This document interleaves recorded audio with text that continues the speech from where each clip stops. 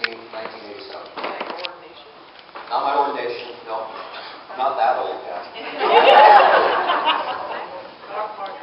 Stock market crash. It was a Black Monday, and everybody, life was going down. And you know what the readings? So we're on a cycle of readings for the church, and so on the weekends we have that A, B, and C cycle. We work through the Gospels about every 3 years. You know what the readings were for that day? The readings were these readings today. So the rich man who had a great harvest, and he said, "Oh, I'll build bigger bins." And then God comes and says, "You fool! This very night your life will be required of you." It's all slipping through our hands, brothers and sisters. All the material. It's all going down. There are no pockets in the burial shroud. There's no pockets in the burial shroud. And so we get that lesson today in the gospel that God says, if we act foolishly, we're going to be called a fool. So we can either be called a fool or we can be called, "Well done, good and faithful servant." So, I'm going to say something right now that might unsettle you a little bit. You might get mad at me, but don't leave, okay? I'm going to unpack it. So, I see you, and when I see you, and I've been thinking about you, and I've watched how you've behaved in the last 11 years of you as you watched me, I'm going to say that you're greedy, okay? Leave it right there, okay? We'll come back to that.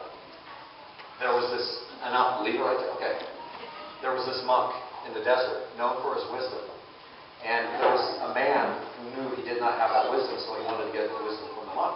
So he went out to the monk to get the wisdom. But he got distracted when he saw the monk, because he saw this beautiful picture of art. And this man who was seeking wisdom said, "Hey, can I have that picture?" That's what he got focused on. And the monk said, "Sure, it's yours." So he got the picture, took it away, took it home, kept it for himself. But then he was thinking, and he came back to the monk with the picture 3 days later.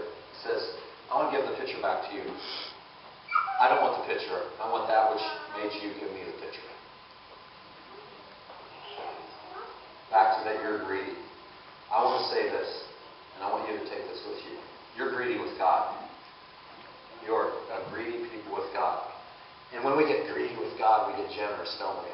And we become full of love and fire for what's really important, what the true riches of the church are. And I see that right and left.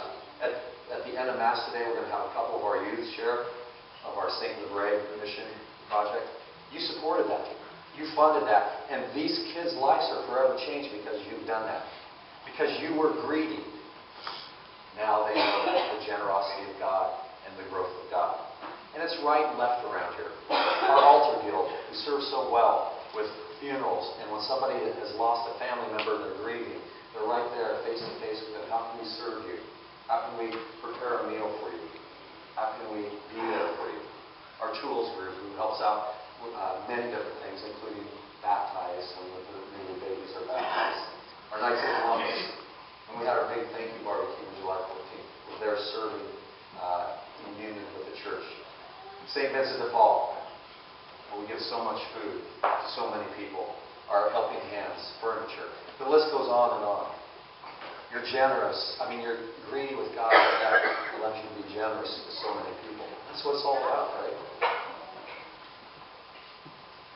I was greedy this last week. I took a time out for a week and went on retreat. I do it every year. I've done it for over 20 years. Personal retreat with Father Bob, and we usually have Abbot Aiden. But Abbot Aiden couldn't come out from Washington, D.C. this year because he's too frail, he's too old, he's too sick. It's kind of an interesting thing.